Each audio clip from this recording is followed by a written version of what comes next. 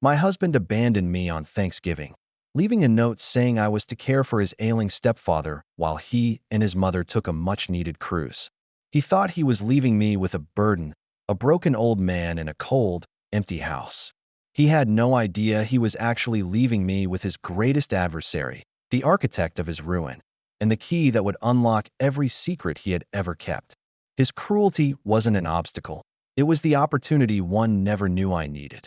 The note was propped against the salt shaker on the dusty dining room table, written in my husband Leo's careless scrawl on the back of a utility bill envelope.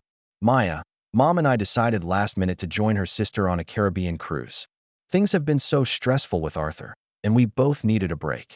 You're so good with him. Please hold down the fort until we're back on Monday. There's turkey in the freezer. Love, L. I read it 3 times, the cheap paper trembling in my hand. The house was dead silent, a cold that had nothing to do with the late November air seeping through the window frames. No scent of roasting turkey, no football game blaring from the television, no cheerful greetings. I had driven 2 hours from our apartment in the city, my car loaded with sweet potato casserole, my famous pecan pie, and a bottle of expensive wine, all for the big family Thanksgiving Leo had insisted we have at his stepfather's house this year. It'll mean so much to Arthur, he'd said, his voice earnest. He's getting so frail, and Mom is exhausted from looking after him. We need to show them we're here for them. Now I understood. It wasn't about showing them we were here. It was about leaving me here. A raspy voice from the corner of the room made me jump, nearly dropping the note. So you're the one they left to stand guard. I turned to see a man sitting in a high-backed armchair, partially hidden in the shadows.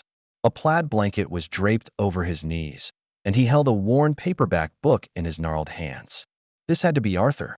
He looked nothing like the frail, confused invalid Leo had described. His eyes, a startlingly clear blue, were sharp and assessing, missing nothing.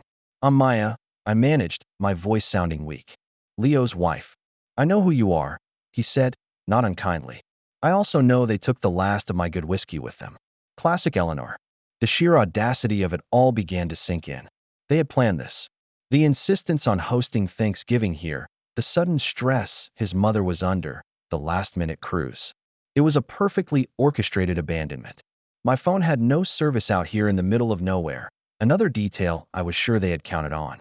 I walked into the kitchen, a space that looked like it hadn't been updated since the 1970s. The refrigerator hummed loudly, and when I opened it, the meager contents confirmed my fears. A half-empty carton of milk, a wilting head of lettuce, and a single, sad-looking apple. The turkey in the freezer was a small, frost-bitten bird that looked like it had been purchased during the last administration. My phone buzzed, a notification from a social media app. I had just enough of a weak Wi-Fi signal to see the preview. Leo's sister, Chloe, had tagged him and his mother in a photo.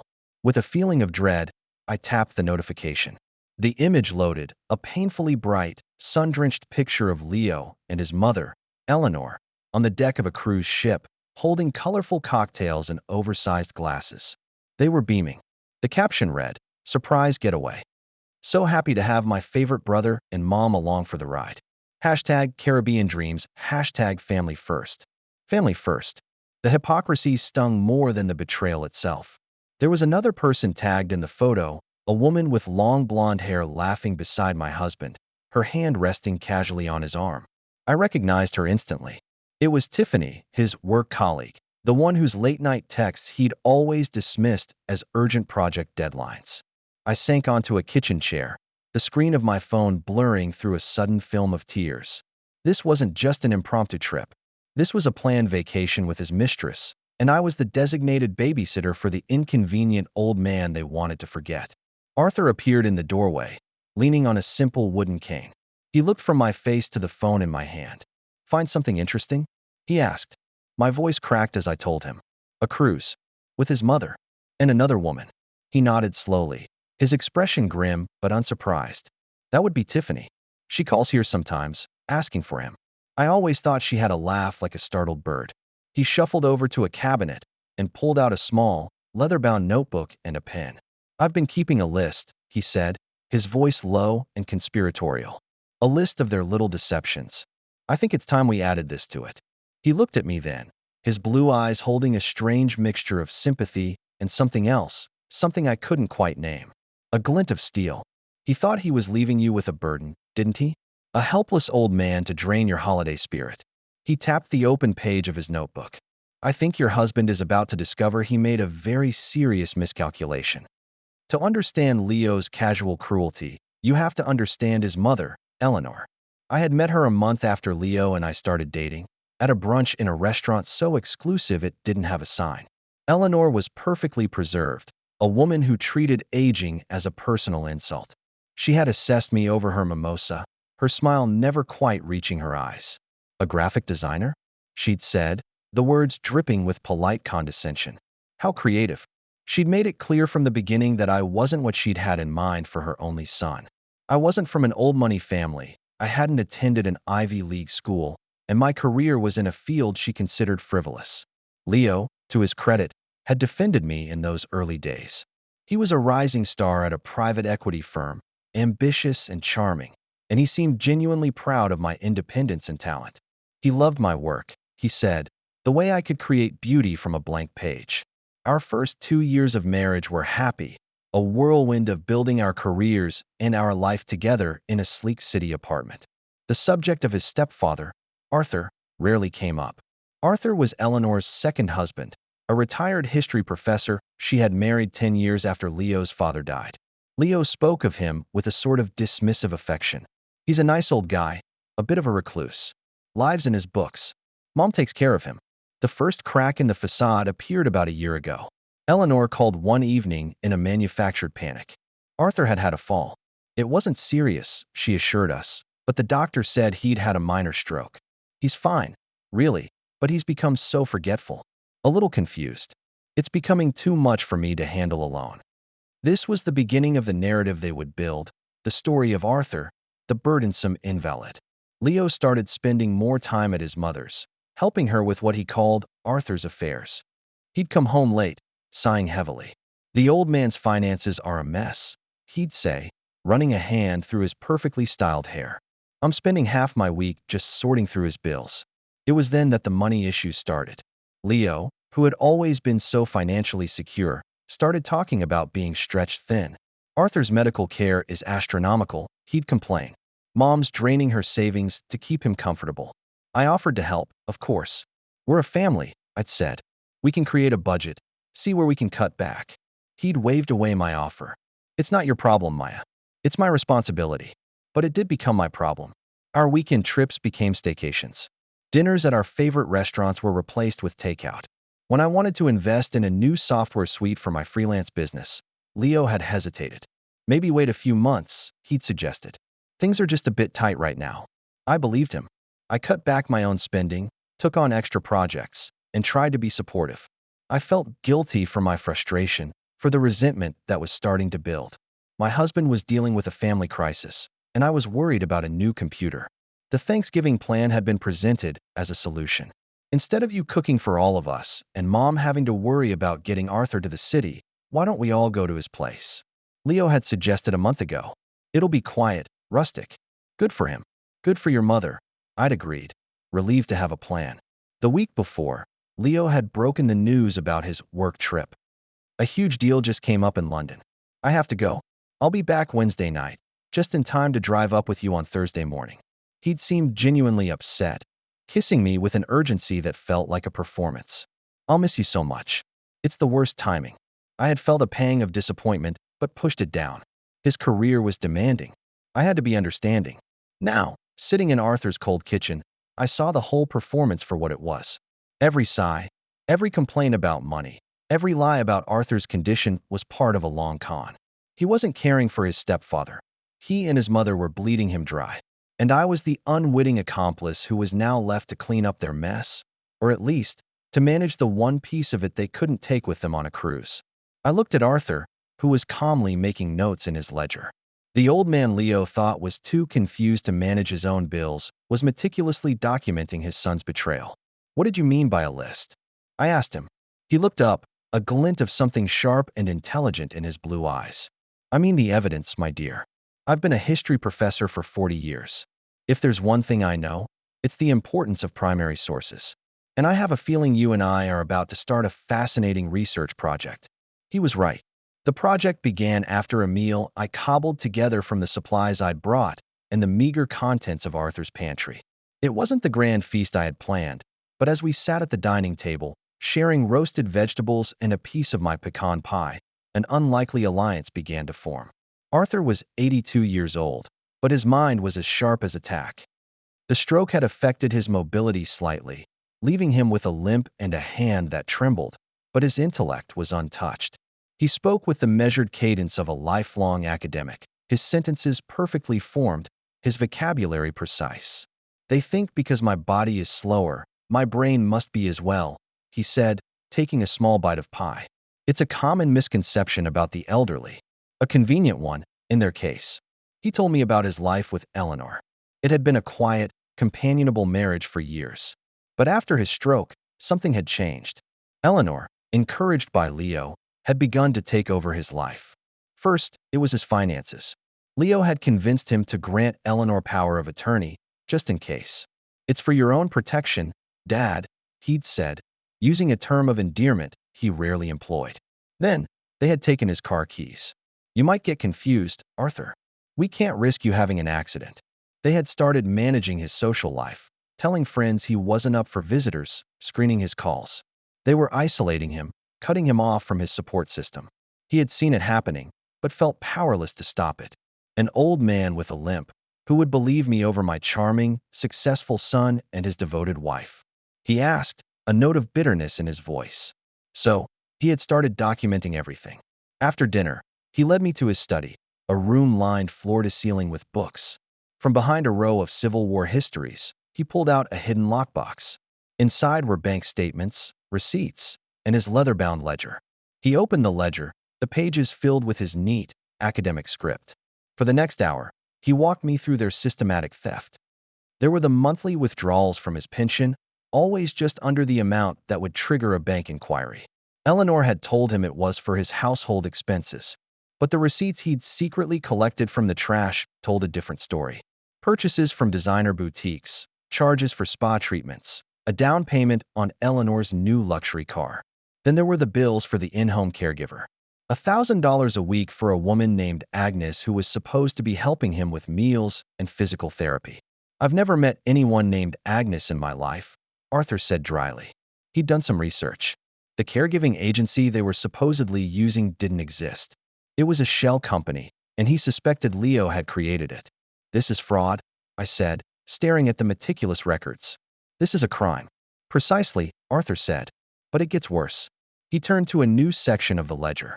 He pointed to a line item from 3 months ago, a $50,000 withdrawal from his investment account. "Leo said it was for a new roof and foundation repair on the house," he explained. "Said the damage was extensive. I went into the crawl space myself last week.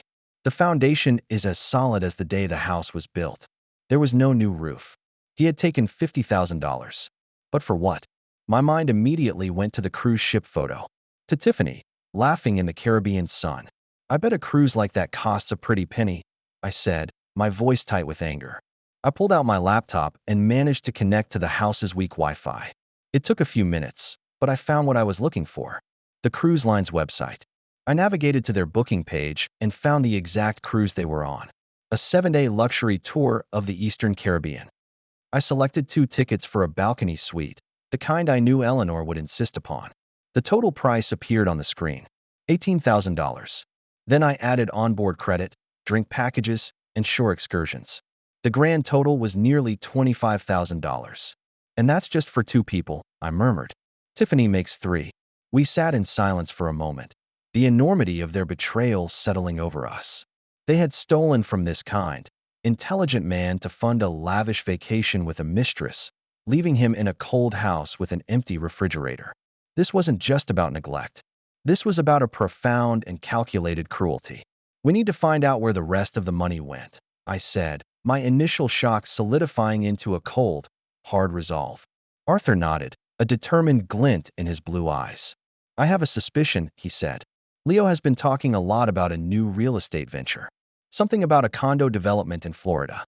He always said it was a sure thing. If only he had the capital. He took $50,000 of his stepfather's money, likely as a down payment on a personal investment. and I had a feeling that was just the tip of the iceberg. We spent the rest of the night digging. Arthur, with his deep knowledge of his own financial history, and me, with my ability to navigate the digital world, made a formidable team. We found the shell company for the non-existent caregiver. It was registered to a P.O. box Leo had opened 6 months ago. We found online records for the Florida condo development, and sure enough, Leo's name was listed as one of the primary investors. By dawn, we had a clear picture of their crimes. It was a systematic campaign of fraud, theft, and elder abuse, orchestrated by my husband and his mother. And they had made one critical mistake. They had left the two people with the means and the motivation to expose them alone in a house with all the evidence. As the sun rose on Thanksgiving morning, I looked at Arthur, who had a stack of incriminating documents spread across his desk. I thought of Leo and Eleanor, waking up in their luxury suite, sipping mimosas, completely oblivious. They thought they were on vacation. In reality, they were sailing directly into a storm of their own making. I wasn't just a graphic designer anymore. I was a researcher and investigator, and I was about to design the downfall of my own husband. Over the next 2 days, Arthur's house transformed into our headquarters. The initial shock had been replaced by a focused, almost exhilarating sense of purpose. We were a team, united by a common enemy. While a traditional Thanksgiving of turkey and family arguments was happening in homes across the country, ours was spent poring over bank statements and legal documents. Arthur, it turned out, was not just a history professor. He was a surprisingly savvy investor who had quietly built a substantial nest egg over his lifetime. A nest egg that Leo and Eleanor had been systematically draining. The biggest bombshell came on Friday afternoon. Arthur was looking through a box of old papers from his late wife, Leo's grandmother. He pulled out a thick, leather-bound portfolio. "This was my wife's," he said, his voice soft with memory. "She was a very clever woman. She never fully trusted Eleanor with finances, even when she was a child. Inside were the documents for a trust fund she had set up for him before she died. A trust that Eleanor and Leo knew nothing about. It was managed by a small, independent firm in Boston, and its value was staggering. He wasn't the financially dependent man they thought he was. He was wealthy, independently so. I've been letting them think I'm living off my pension," he explained, a wry smile on his face. "I wanted to see what they would do. I wanted to test their character. I suppose I have my answer." This changed everything. Not only did we have evidence of their crimes, but Arthur had the resources to fight them with the best legal team money could buy. That evening, he made a call. An hour later, a black sedan pulled into the driveway. A woman in a sharply tailored suit stepped out, carrying a leather briefcase. "This is Catherine Albright," Arthur introduced us. "She's been my attorney for 20 years. She's as sharp as a serpent's tooth." Ms. Albright's expression was grim as Arthur laid out the evidence. She examined the forged checks, the statements from the shell company, and the documents for the secret Florida investment. "This is more than a civil matter, Arthur," she said, her voice crisp and professional. "This is criminal. We're talking about felony fraud and financial elder abuse. Leo could face prison time. Eleanor, too, as an accomplice." A silence fell over the study. The idea of Leo in prison was a stark and horrifying thought, even after everything he had done. But my sympathy was overshadowed by the image of Arthur, alone and isolated, while his family stole from him. "They made their choices," I said quietly. "Now they have to face the consequences." Ms. Albright nodded, her eyes lingering on me with a newfound respect. "She's right, Arthur. We need to act quickly before they return and have a chance to destroy evidence." For the next few hours, we worked with Ms. Albright to map out our legal strategy. The first step was to protect Arthur. She drafted a new durable power of attorney, revoking Eleanor's and granting it to me. She also drew up a new will for Arthur, one that explicitly disinherited both Eleanor and Leo, leaving his entire estate, including the secret trust, to a charitable foundation for the preservation of historical sites, a cause he was passionate about. I hesitated when he asked me to be his power of attorney. "Arthur, are you sure? You barely know me. I've learned more about your character in the past 2 days than I learned about Leo's in 5 years of marriage," he said simply. "I trust you." The second step was to prepare for battle. Ms. Albright's office began drafting the lawsuits and preparing to file reports with Adult Protective Services and the District Attorney's Office. "We have them on multiple counts of forgery," She explained. That second mortgage Leo took out on this house is the most damning piece of evidence. He forged your signature on a federal loan document. That's a one-way ticket to a federal investigation. As she was packing her briefcase to leave, Ms. Albright paused. There's one more thing. Given the circumstances, Maya, I would advise you to file for divorce immediately, on the grounds of fraud and abandonment. We can have the papers drawn up and ready to serve him the moment he steps off that cruise ship. The word divorce hung in the air. I had known my marriage was over, but the legal finality of it felt like a door slamming shut. It was a necessary step, a clean break from the man who had betrayed me so completely. Yes, I agreed, my voice firm. Do it. On Saturday, we focused on documenting the physical evidence of neglect. I took photos of the empty refrigerator, the bare pantry, the thermostat locked at a chilly 62 degrees to save money. I found Arthur's medication bottles, noting that several prescriptions hadn't been refilled on time.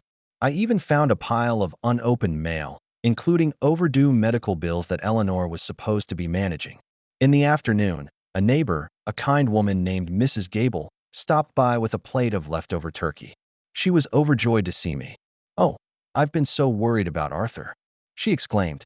"I hardly ever see Eleanor or that boy of hers. They just seem to drop off a few groceries once a week and leave. Last month, I saw Arthur trying to shovel his own walkway after that big snowstorm. I had to send my son over to help." I asked Mrs. Gable if she would be willing to give a statement to Arthur's lawyer. She agreed without hesitation. "It's about time someone stood up for that dear man," she said, patting my arm. By Saturday evening, our case was airtight. We had financial records, legal documents, photographic evidence, and a witness statement. Leo and Eleanor were due back on Monday. They were expecting to walk back into their lives of casual deception, to find me resentful but compliant, and Arthur just as they had left him. They had no idea they were returning to a perfectly set trap. As I looked at the piles of evidence on the dining table, I felt a strange sense of calm. The woman who had arrived on Wednesday, heartbroken and confused, was gone. In her place was a woman who had discovered a strength she never knew she possessed. I wasn't just Leo's wife anymore. I was Arthur's ally, his protector, and the instrument of his justice. The Caribbean cruise was over. Now, it was time for them to face the music. The house was quiet on Monday morning, a tense, expectant silence that felt like the calm before a storm. Ms. Albright was scheduled to arrive at 11, an hour before Leo and Eleanor's flight was due to land. Arthur and I sat in his study, drinking coffee and reviewing our plan one last time. He was dressed not in his usual comfortable sweater, but in a tweed jacket and a freshly pressed shirt. He looked less like a victim and more like the formidable academic he was, ready to defend his thesis. My phone, which I'd managed to get working by connecting to a mobile hotspot, buzzed with a text from Leo. "Plane just landed. Traffic is a nightmare. Should be there in about 2 hours. Can't wait to see you. XO." The casual affection of the text was galling. He was treating this like any other return from a business trip, completely oblivious to the world of trouble he was about to enter. Ms. Albright arrived precisely at 11, her presence filling the house with an aura of cool, professional competence. She spread a series of documents across the dining room table. The divorce papers for me to sign, the official notice of the lawsuit against Leo and Eleanor, and the restraining order that would prevent them from setting foot on Arthur's property. "Everything is in place," she said. "The district attorney's office has been notified. They're opening an investigation based on our evidence. Adult Protective Services will be sending a caseworker to interview you this afternoon, Arthur." She turned to me. "Are you ready for this, Maya?" I nodded, my heart starting to pound in my chest. I thought of the woman on the cruise ship, the one with her hand on my husband's arm. I thought of the stolen money, the forged signatures, and the man sitting beside me who had been so cruelly betrayed. I was more than ready. At 1:15, a rental car pulled into the driveway. Leo got out of the driver's side, looking tan and relaxed in a polo shirt. Eleanor emerged from the passenger side, laden with shopping bags from the duty-free store. They walked up the path, laughing about something, the picture of a happy mother and son returning from a lovely vacation. Leo used his key to open the front door. "Honey, I'm home," he called out cheerfully. His smile faltered as he stepped inside and saw the three of us sitting at the dining room table, which was covered in a sea of official-looking documents. "What's all this?"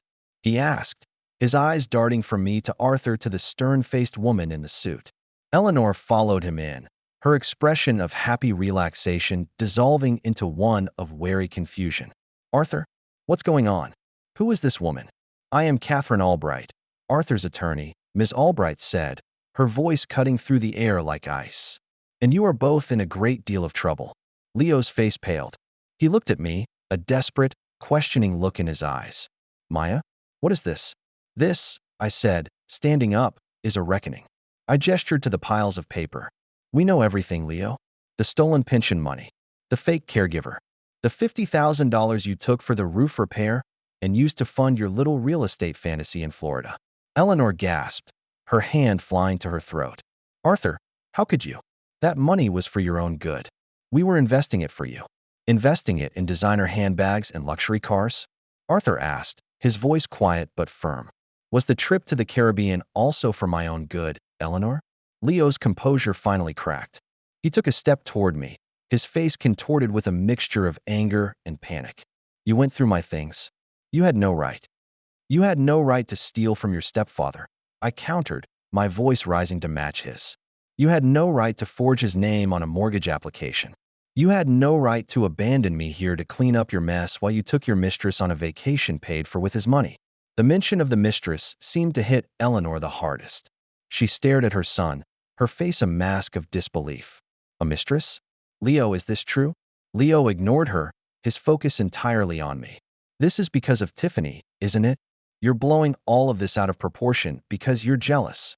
Ms. Albright cleared her throat loudly. Mr. Evans, I would advise you to stop talking. Anything you say can and will be used against you in both civil and criminal proceedings. She slid a document across the table toward him. You are being sued for fraud, forgery, and financial exploitation. The damages we are seeking total $1.5 million. She then turned to me and handed me a file. And Maya is filing for divorce.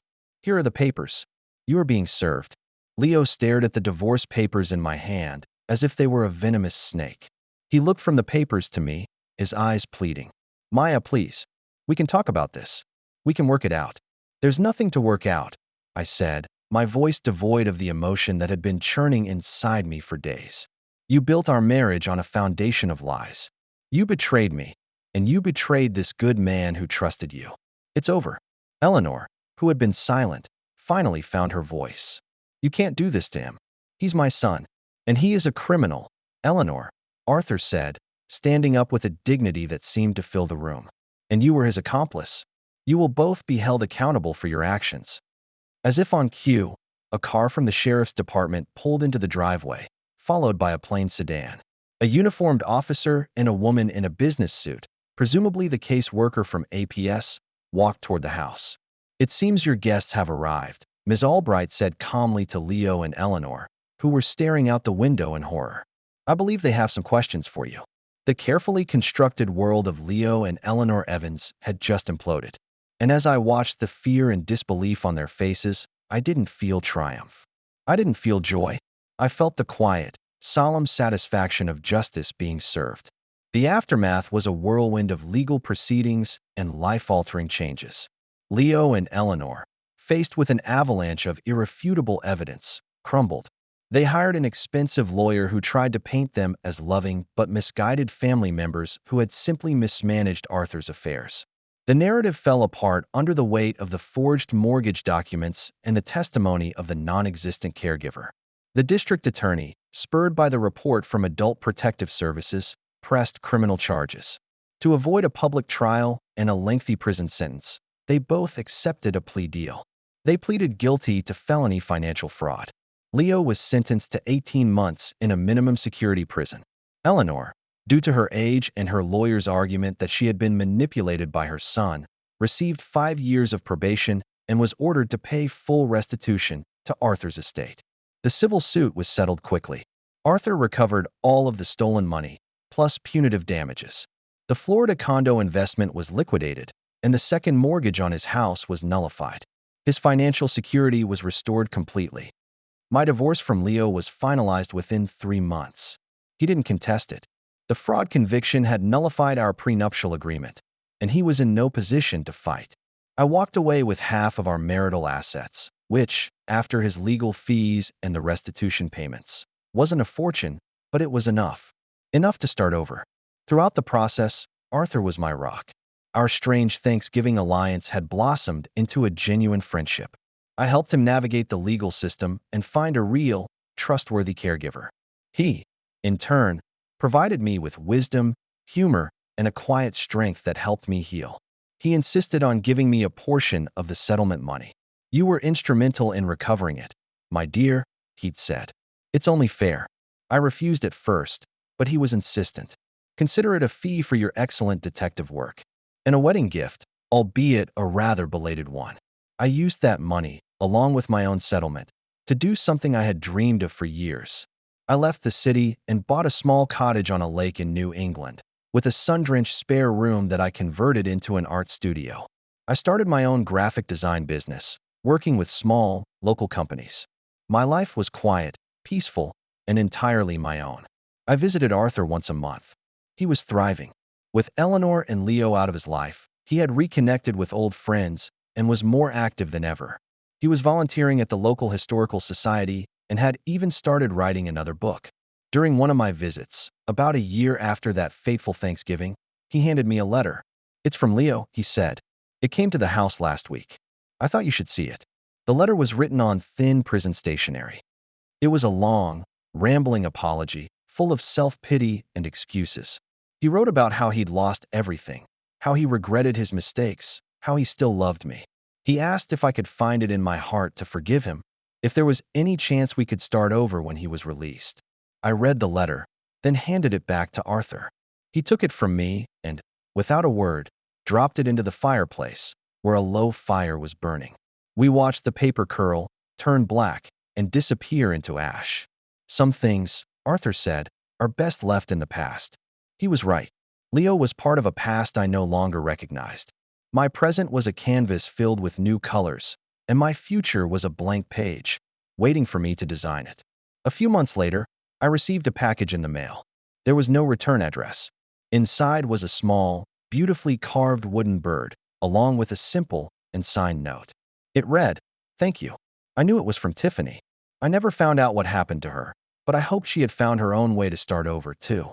Sometimes, in the quiet evenings, when I'm sitting on my porch watching the sunset over the lake, I think about that Thanksgiving. I think about the shock, the betrayal, and the heartbreak. But mostly, I think about the unexpected friendship that was forged in the midst of it all. Leo thought he was abandoning me, leaving me powerless and stranded.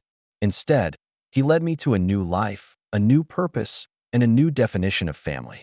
He had intended to break me, but in the end, his cruelty was the thing that set me free.